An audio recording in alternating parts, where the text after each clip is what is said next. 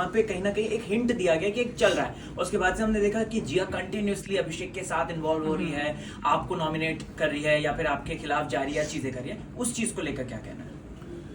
यार जिया ने जो कुछ भी किया वो उसकी सोच थी, वो उसकी पर्सनालिटी थी, वो सोच उसके दिमाग से आई, किसी ने उसको इन्फ्लुएंस नहीं किया।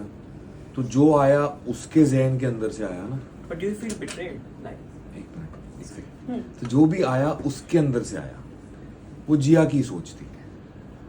अगर किसी और के कहने से करती तो मैं बोलता कि इन्फ्लुएंस हो गई, बट नहीं, जो कुछ भी सोचा वो उसने खुद सोचा।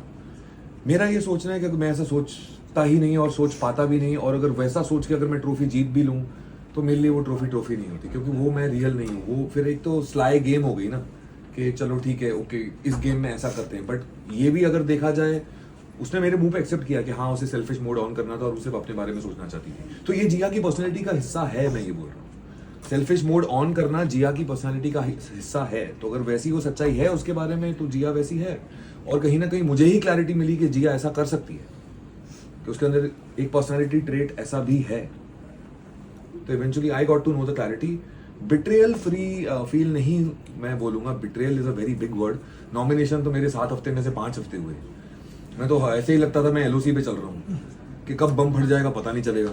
और हर हफ्ते कोई ना कोई बम फटता ही था। पहले 3 हफ्ते तो कहाँ से बम फट रहे थे समझ में नहीं आ रहा था। So walking on the LOC I reached 7th week and I don't feel it was a betrayal. Nominate तो मैं ऐसे नहीं तो वैसे ही मुझे लग ही रहा था।